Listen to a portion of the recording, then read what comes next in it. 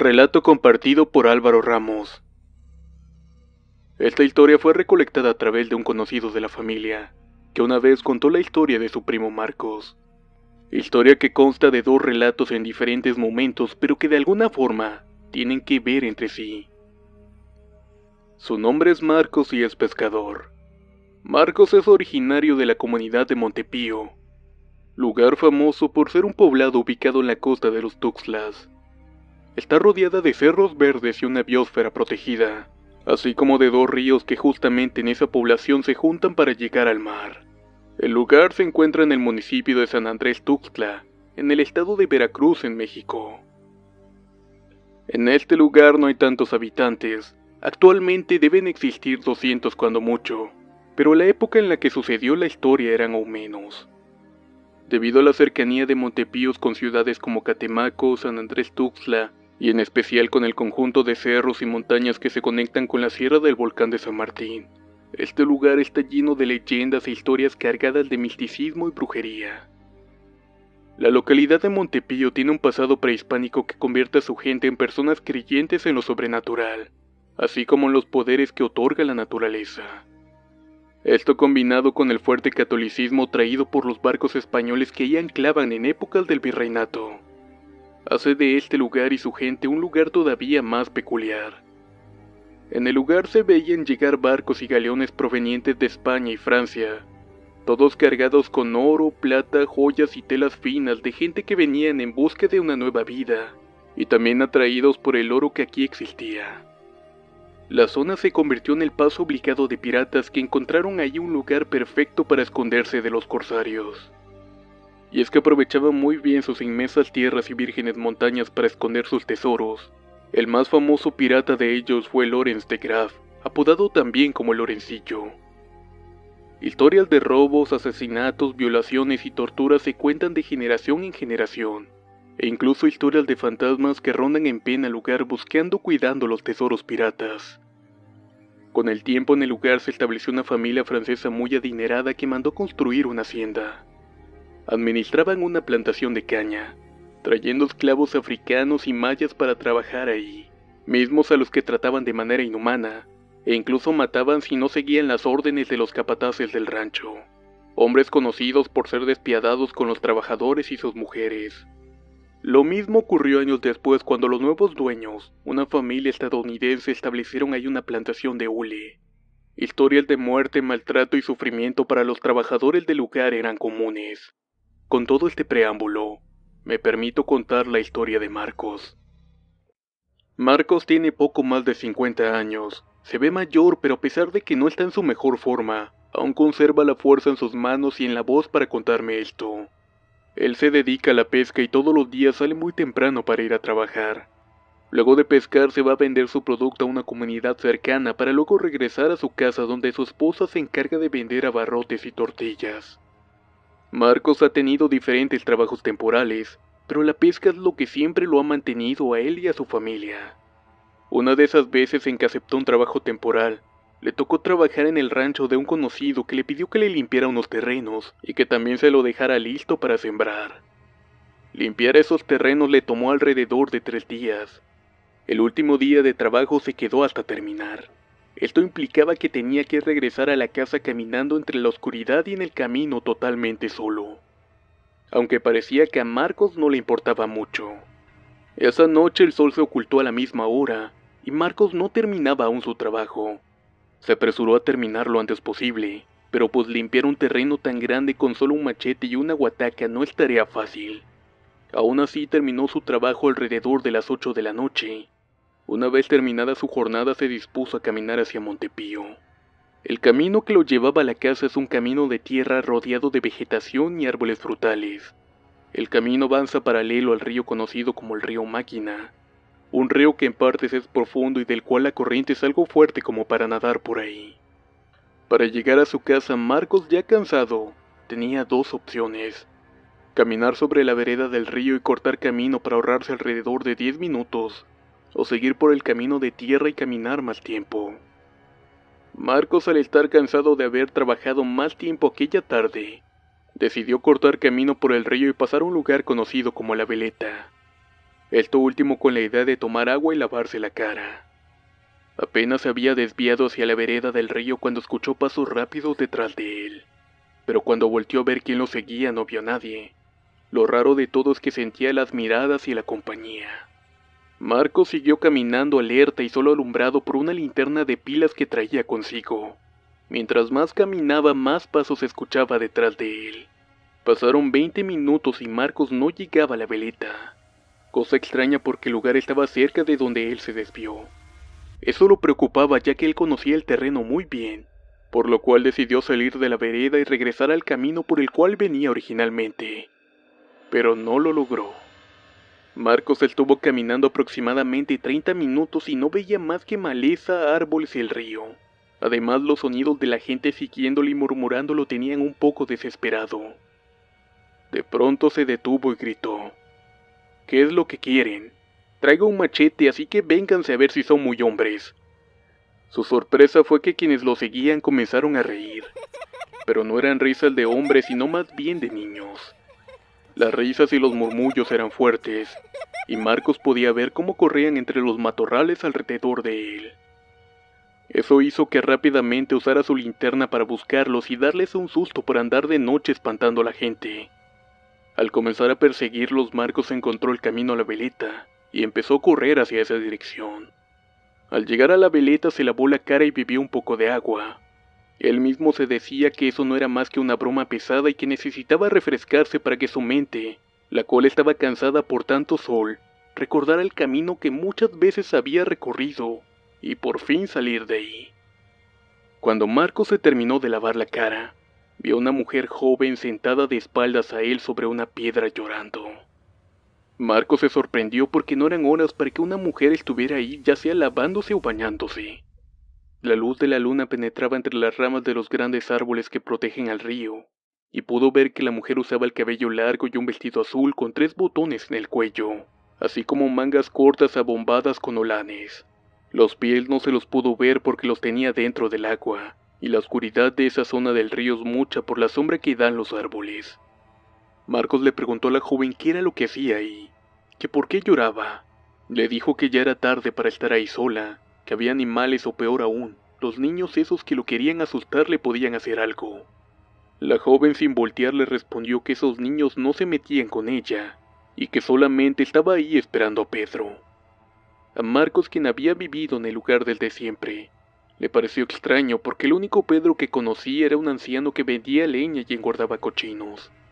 Pero este señor ya no podía caminar mucho por un problema en los pies, a lo que enseguida le preguntó: ¿Cuál Pedro? ¿Don Pedro? Pedro, mi novio, contestó ella mientras lloraba desconsolada. Pero él solo me mintió y solo me engañó. Marcos ahondó un poco más en el tema y le preguntó quién era Pedro y cómo se habían conocido. Tal vez él podría dar con Pedro y ayudarla.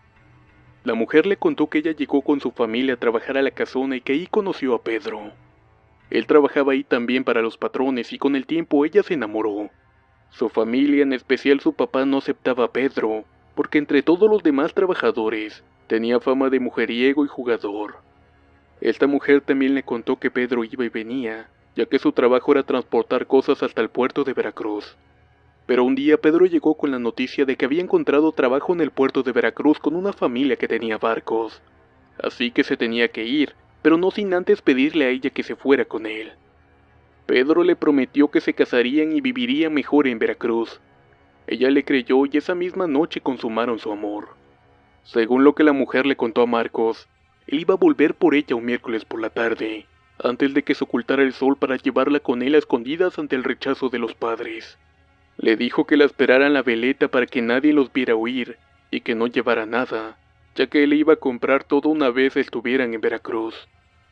Marcos interrumpió su relato para decirle que en la casona no trabajaba nadie, que la usaban como baños públicos para los visitantes, pero ella no hizo caso y le dijo: Yo esperé a Pedro hasta las 11 de la noche y nunca llegó. Cuando me di cuenta de que era tarde y no veía nada, quise regresar a mi casa y me perdí. Tras caminar un buen rato regresé aquí. Ahí fue cuando el capataz me encontró. Apestaba alcohol y traía un fuete en la mano, y me dijo que se las iba a pagar, que me había comportado como una cualquiera y que así me iba a tratar. El capataz me atacó y comencé a defenderme. Mientras me intentaba violar yo gritaba pero nadie me escuchaba. Como pude le quité el cuchillo que traía colgando en la cintura y se lo enterré en una pierna. Me soltó y traté de correr en el agua pero me alcanzó y me empujó. Caí de frente sobre las piedras y me desmayé. Él me tomó de la cabeza y me ahogó. Y así fue como morí, esperando a Pedro. La mujer se dio la vuelta y cuando Marcos levantó su linterna para verle la cara, vio que esta mujer tenía la cara azul y un golpe en el ojo izquierdo, así como una mirada deforme que expresaba mucha tristeza. Marcos sintió el frío más seco que alguien pudiera haber sentido, y se quedó totalmente congelado hasta que la mujer caminó hacia dentro del río y desapareció. En ese momento Marcos se echó a correr sin rumbo hasta que reencontró el camino de tierra que lo llevaba a Montepío. Siguió corriendo hasta que se quedó sin aire y se detuvo. Al llegar a su casa se dio cuenta que eran las 10 de la noche, y su mujer preocupada le dijo que su hermano estaba a punto de salir a buscarlo, ya que tenía la pena de que tal vez lo habían atropellado o asaltado. Él no le contó nada a su mujer, solo le dijo que se le hizo tarde terminando de limpiar el terreno, y que en el camino se encontró con un amigo y lo acompañó hasta que pasó una camioneta rural que lo llevara a su comunidad, que por eso se había tardado tanto, pero su mujer no le creyó. Esa noche Marcos no pudo dormir, pues cada vez que cerraba los ojos veía la cara desfigurada de la mujer y le daba miedo. Fue hasta la mañana siguiente cuando Pedro se fue a cobrar su dinero, que se atrevió a contarle al dueño del rancho lo que había pasado la noche anterior. El hombre le dijo que tuviera cuidado, que nunca se sabe quién anda escondido en los matorrales, y que tenía suerte de haberse encontrado a esa mujer, mujer de la que se cuenta vivió en la época en la que la casona funcionaba como hacienda cañera, y que efectivamente, se cuenta que la mataron y la aventaron al río, y que ahora se aparece a las personas que están perdidas para ayudarlas a regresar a casa. Esto con la intención de que no sientan lo mismo que ella sintió cuando nunca volvió a la suya. Marcos le dijo al hombre que él conocía ese río y las veredas muy bien, que no sabe cómo es que se perdió y no encontraba el camino. El hombre solo le dijo que los chaneques se lo estaban llevando. Esto le causó a Marcos mucho más temor, ya que él nunca creyó en esas historias de niños no bautizados que se perdían, y que la gente decía que se los habían llevado los chaneques. Para él solo era algo que la gente contaba para darle miedo a los niños, pero a él le había tocado vivirlo esta vez. Claudia, la esposa de Marcos, no había creído la historia de su esposo. Por el contrario, ella pensaba que él tenía otra mujer y que por eso había llegado tarde esa noche. Con el paso de los días ella se mostraba más desconfiada y celosa, cosa que a Marcos no le agradaba porque según él nunca le había dado razones para pensar lo que pensaba. A su vez, Marcos pasaba más tiempo hablando sobre historias y leyendas del lugar.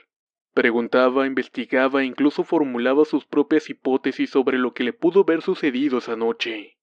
Una de las historias que se narraban principalmente entre los hombres que frecuentaban la cantina del lugar era una sobre un caballo y su jinete que en las noches de tormenta recorrían el poblado azotando un látigo y que solo se podía ver con la luz de los relámpagos. Unos decían que era el espíritu de un capataz que había vivido cuando una familia americana compró la hacienda. Según comentaban, este hombre era muy malo con los trabajadores, al grado de que los perseguía en su caballo azotándolos con su látigo por las calles, solo para dejar en claro que no tenían nada que hacer en las calles y no era para trabajar o en su día de descanso. Los trataba como animales, y según cuenta la leyenda, lo intentaron matar 3 veces pero nunca pudieron. Siempre sobrevivía a los atentos y eso lo hacía más temible. Decían también en esa época que él tenía un pacto con el diablo. Según Marcos, esa era una de las tantas leyendas que fueron pasadas de boca en boca por años y que él no conocía. Marcos perdía mucho tiempo en las cantinas escuchando historias. Se le había vuelto una obsesión. Incluso cuando se iba a vender pescados a una comunidad cercana se quedaba hasta tarde platicando con gente que le contaba más y más historias. Y claro, por consiguiente llegaba tarde a su casa, cosa que no le causaba nada de gracia a su mujer. La esposa de Marcos, Claudia, comenzó a dudar más de su esposo, y le contaba sus preocupaciones a una comadre suya, y ésta le decía que tenía que amarrarlo para que no se fuera con otra. Los amarres son algo muy común en esta zona, ya que es por todos conocidos que la zona de los Tuxtlas en Veracruz es un lugar donde abundan los chamanes, curanderos y brujos, Por lo tanto, las creencias en brujería y trabajos espirituales son muy comunes. Un día que Marcos llegó en la madrugada a su casa después de estar tomando en la cantina, su mujer tomó la decisión de hacerle un amarre y acudió donde su comadre para que le indicara qué tenía que hacer. La comadre le dijo que tenía que rezarle a la Santa Muerte para que le concediera lo que ella le pidiera, y que ella se encargaría de hacer que Marcos ya no quisiera andar saliendo de su casa en las noches. Al principio Claudia tuvo miedo, ya que rezarle a la muerte le parecía algo extremo, además que por su educación católica ella no lo veía como algo real. Pero las ganas de que Marcos volviera a ser el de antes y que se dedicara al trabajo y a su familia únicamente, la decidieron a tomar esas acciones. Claudia siguió las instrucciones de su comadre al pie de la letra. Paso por paso fue haciendo y pronunciando aquellas palabras que le permitirían obtener los favores que pedía. Todo esto lo hacía mientras que su marido estaba fuera y sus hijos iban a la escuela. Ella quería con tanta vehemencia que su marido regresara temprano a su casa, que no le importaba en qué condiciones. Solo quería que estuviera temprano para cenar con ellos. Fue un viernes, cuenta Marcos. Nos dijeron que había un banco de sierra cerca de la costa, un pez muy popular en la zona, así que aprovechamos para pescar antes de que llegara el mal tiempo que estaba pronosticado para esa tarde.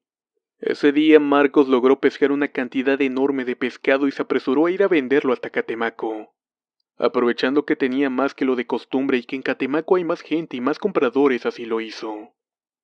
Ese día terminó de vender su pescado alrededor del mediodía, y feliz por la gran venta le pareció buena idea llevarle a su esposa una radio que venía pidiendo desde hace meses, puesto que la que tenía ya no servía. Eran más o menos las 5 de la tarde cuando Marcos llegó a la parada de los taxis rurales que lo llevarían a su comunidad. Justo a tiempo para poder agarrar una camioneta antes de que saliera la última que salía a las 6 de la tarde. Pero ese día era diferente. Las camionetas dejaron de circular a las 4 de la tarde porque se acercaba una tormenta en la costa. Y lo más cerca que lo podían dejar era en una comunidad llamada La Palma, pero de ahí tendría que caminar o esperar que algún ranchero que fuera para allá le diera un aventón. Marcos decidió tomar el riesgo y llegó a La Palma pasada las 6 de la tarde con el sol oculto por las nubes negras y la lluvia. Preguntó entre la gente del pueblo si alguien iba para Montepío, pero nadie lo quiso siquiera acercar. Sin importar la lluvia, el viento y el mal estado del camino de tierra, Marcos se decidió caminar hasta su casa. Cargaba el dinero de su venta y la radio de su esposa, así que tenía que llegar. Media hora después de que comenzó a caminar, una camioneta le hizo señales con las luces. Marcos se acercó y les dijo que iba para Montepío. Las personas de la camioneta trabajaban en la estación de biología de la UNAM, que estaba ubicada en el corazón de la reserva de la biosfera de los Tuxtlas. Y ellos le ofrecieron llevarlo hasta ahí. Le dijeron que si quería podía pasar la noche en el lugar y caminarle al otro día temprano. Marcos aceptó, pero solo para que lo acercaran, ya que él decía que tenía que llegar a su casa como diera lugar. Al llegar a la estación de biología de la UNAM, Marcos se bajó de la camioneta, dio las gracias y se puso a caminar. Aún le faltaba un buen tramo, pero él conocía la zona y sabía que con el clima así, no iba a haber nadie en el camino que lo quisiera asaltar.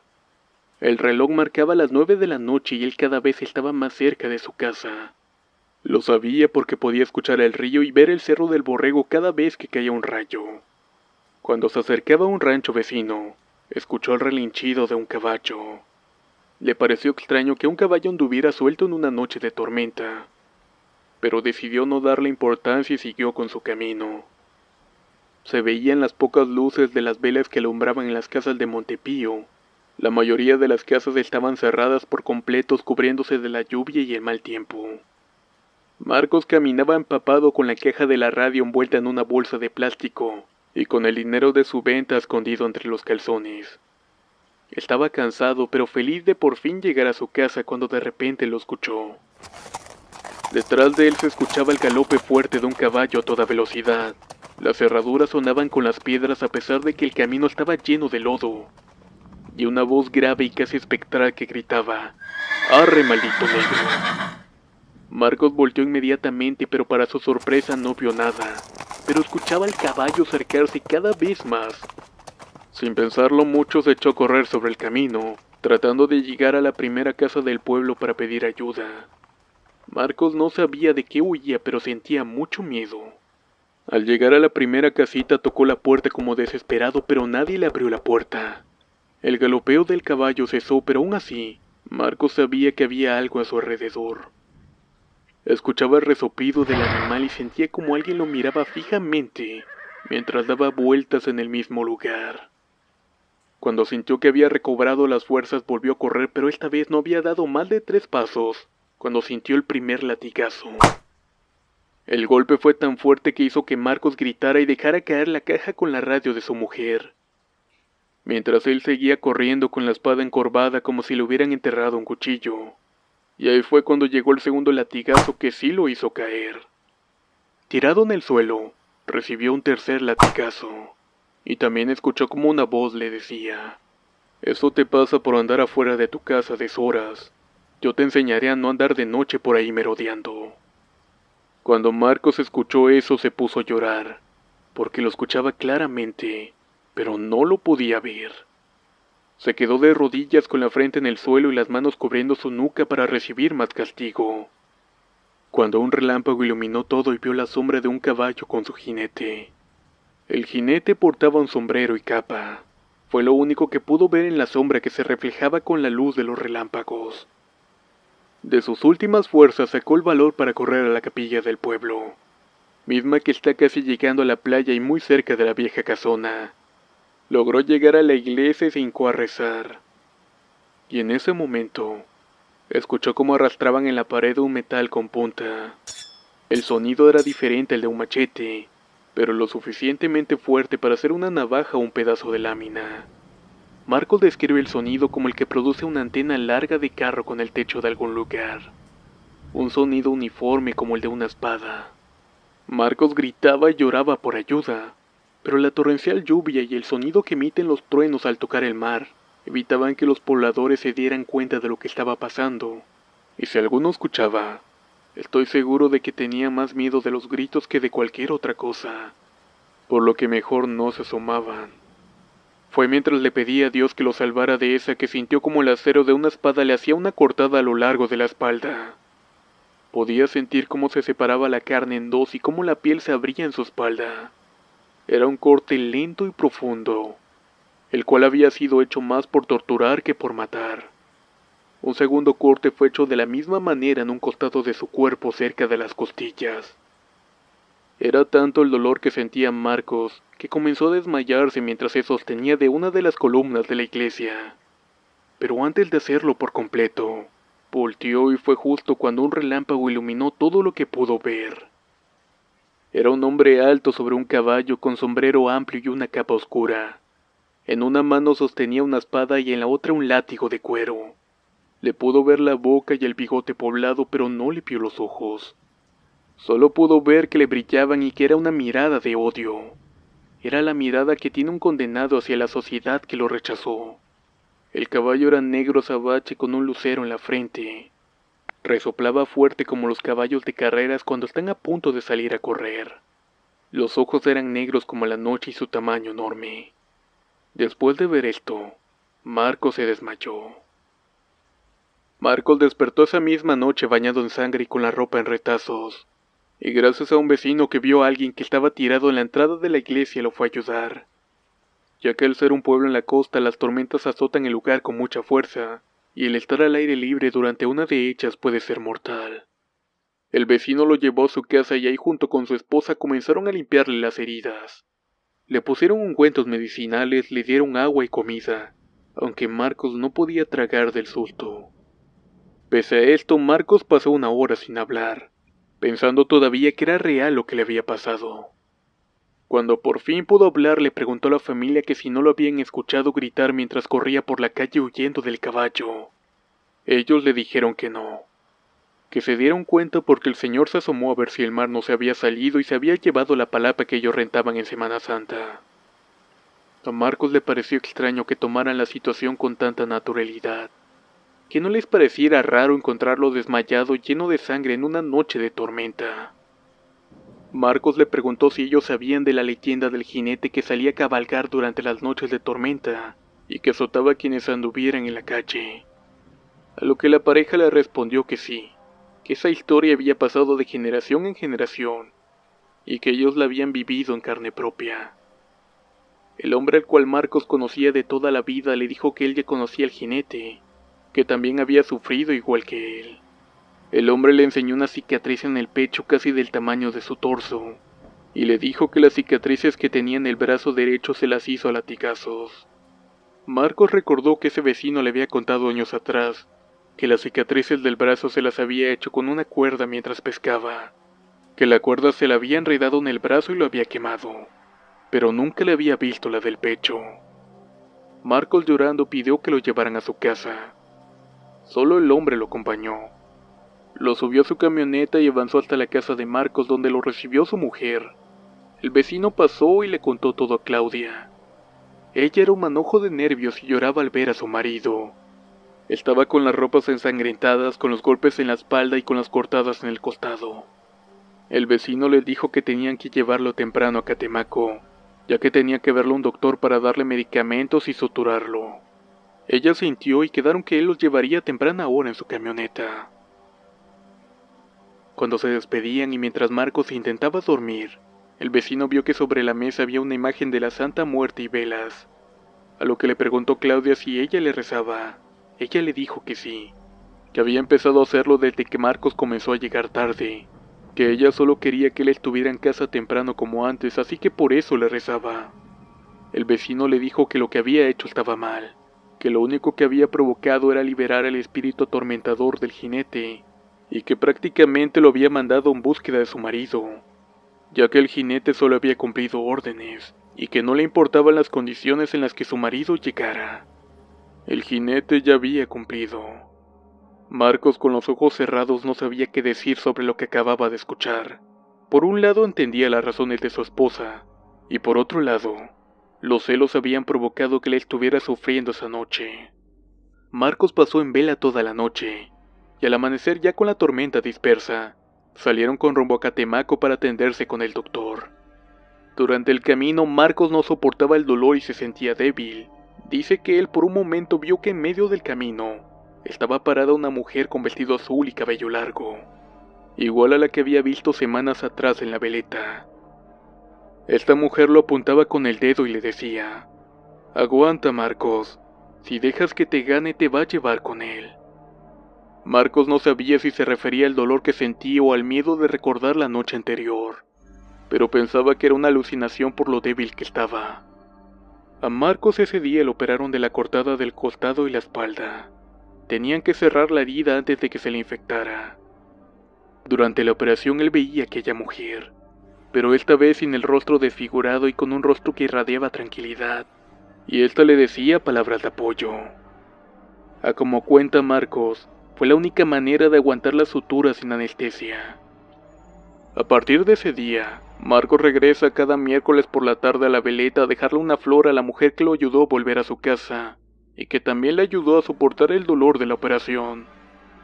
Él no sabe su nombre, pero sabe que le debe mucho, y que así como ella lo ayudó con los chaneques que lo perseguían, él la tenía que ayudar de alguna manera a evitar su dolor. También cuenta que las cosas en su casa no mejoraron, que su mujer sigue rezándole a la Santa Muerte, y que lo amenaza con hacerle algo si la deja o si llega tarde. Marcos tiene mucho miedo porque ya sabe de estas cosas, y si ella se lo pide, pueda que esta vez ya no la pueda contar. Hoy en día Marcos se sigue dedicando a la pesca, respeta y le teme a los espíritus, y toma mucho alcohol para superar sus problemas, pero dice que de su pueblo no sale más que para irse al panteón. Y esta fue la historia de Marcos.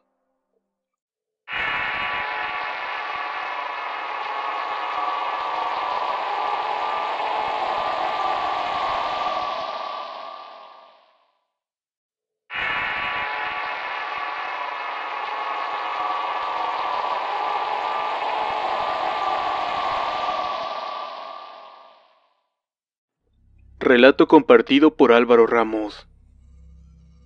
Esta historia fue recolectada a través de un conocido de la familia, que una vez contó la historia de su primo Marcos.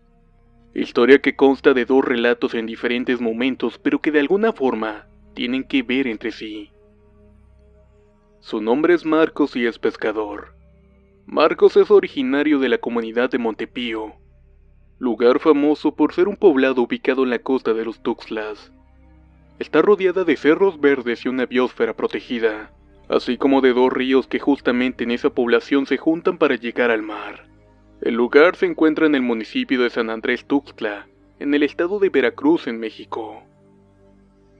En este lugar no hay tantos habitantes, actualmente deben existir 200 cuando mucho, pero la época en la que sucedió la historia eran aún menos.